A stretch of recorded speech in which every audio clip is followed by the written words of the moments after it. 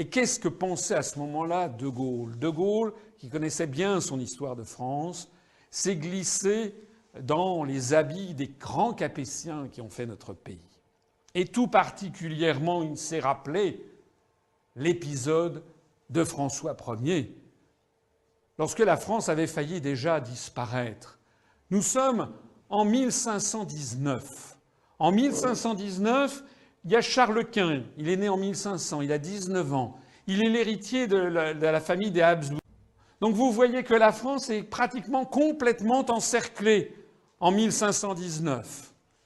Et en plus de ça, alors que François Ier a essayé de faire alliance avec le roi d'Angleterre Henri VIII, avec l'entrevue du camp du Drap d'Or, eh bien, Henri VIII finit par choisir le camp de Charles Quint.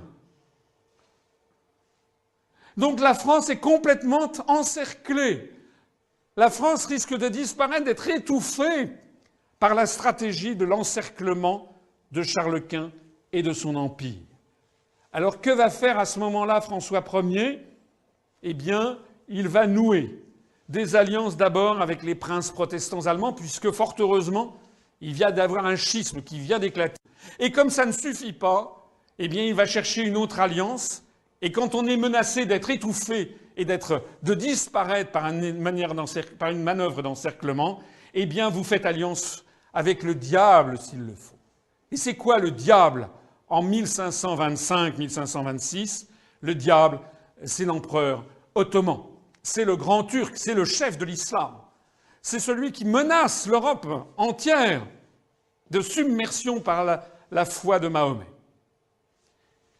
Eh bien, François Ier décide de faire alliance avec Soliman le Magnifique pour desserrer justement, et il y parvient, cet encerclement de l'empire de Charles Quint, qui va d'ailleurs, après ça, Charles Quint se retirera dans un monastère, comme vous le savez, puis le protestantisme va se développer. Soliman va donner à la France les échelles du Levant, la protection des chrétiens du Levant, et donc c'est ces alliances de revers qui vont sauver l'indépendance de la France. Parce que De Gaulle, en 1963, il se trouve, je reprends la même carte que pour Charles Quint, il se retrouve dans cette situation. Il se retrouve complètement encerclé par des forces qui sont anglo-américaines et sous influence américaine. Et donc, eh bien, il va faire comme François Ier, il va faire alliance avec le diable s'il le faut. Et le diable en 1963, 64, 65, c'est qui? Le diable, c'est d'abord les pays latino-américains, qui sont un anti-yankee. Le diable suprême, à l'époque, c'est Mao Tse-tung, c'est la Chine populaire. Et puis l'autre grand diable de l'époque, c'est l'Union soviétique. De Gaulle va reconnaître diplomatiquement la Chine de Mao Tse-tung, va inventer la politique de détente avec l'URSS, au grand scandale des États-Unis d'Amérique.